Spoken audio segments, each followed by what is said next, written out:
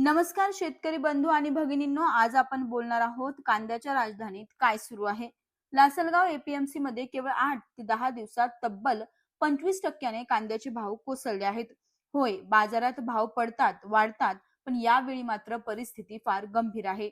कारण हा घसरणारा भाव थेट शेतकऱ्यांच्या पोटावर लाथ मारतोय आणि म्हणूनच शेतकऱ्यांमध्ये असंतोष, राग, संताप आज आपण सगळं उघडपणे समजून घेणार आहोत. नेमकं काय घडलं, कांद्याचा भावात मोठ्या प्रमाणात कसा कोसळला, तर ते सांगते. लासलगाव एपीएमसी मध्ये गेल्या काही दिवसात भाव अचानक कोसळले.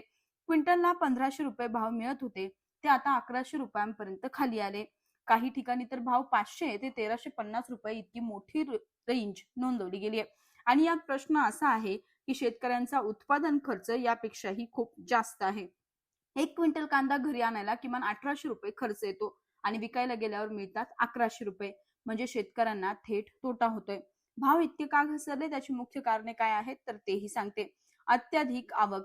बाजारात अचानक कांद्याची आवक झपाट्याने वाढली आहे. 15,000 क्विंटल वरून 25 ते 30,000 क्विंटल हा ताजा माल आहे. साठवणीची क्षमता नाही. शेतकऱ्यांनाच लवकर विकायला भाग पाडलं जात आहे. अर्थात कांद्याची तोट्यात विक्री होत आहे. आता निर्यात धोरणाचा मोठा फटका कसा बसतोय, तर तेही सांगते. सरकारकडून कधी शुल्क वाढतं, कधी निर्बंध, परदेशी मागणी कमी, माल अडकतो आणि भाव खाली घसरतात. शेतकऱ्यांच्या नशिबात पुन्हा तुटलेला भाव येतो. शेतकरी का चिडले, त्यांचा संताप योग्य आहे का, तर तेही समजून घेऊ. मित्रांनो, एक शेतकरी दिवस रात्र कष्ट करून पीक काढतो आणि बाजारात गेल्यावर जेवढा खर्च केला त्यापेक्षाही कमी पैसे हातात मिळतात. ही फक्त घसरण नाहीये, ही त्याच्या कष्टाची थट्टा आहे. शेतकऱ्यांच्या मागण्या आहेत की प्रति क्विंटल 500 रुपये अनुदान, निर्यात धोरण सुलभ करा, भाव स्थिर ठेवण्यासाठी तातडीची पावलं उचलात.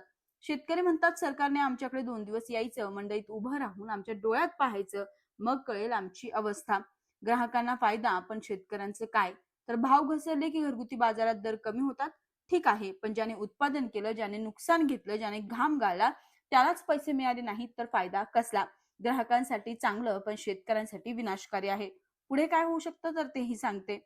मोठा धक्का होण्याची शक्यता आहे. जर अशीच परिस्थिती राहिली तर अनेक शेतकरी कांदा शेती सोडतील. पुढील हंगामात उत्पादन कमी होईल आणि मग भाव आकाशात पोहोचतील. म्हणजे आज भाव कमी असल्याचा जो आनंद आहे, तोच उद्या दुहेरी महागाईचा एक मोठा स्फोट होऊ शकतो. मित्रांनो, कांद्याचा प्रश्न हा फक्त भावाचा नाही, तो शेती वाचवण्याचा प्रश्न आहे.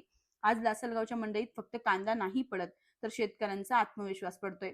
सरकारने तातडीने हस्तक्षेप करून शेतकऱ्यांना योग्य भाव देण्याची गरज आहे. तुम्हाला काय वाटतं, सरकारने कोणती 3 पावले ताबडतोब उचलायला हवीत? कमेंटमध्ये नक्की बोलूयात यावर. बाकी हा व्हिडिओ तुम्ही शेवटपर्यंत पाहिल्याबद्दल तुमचं मनापासून धन्यवाद.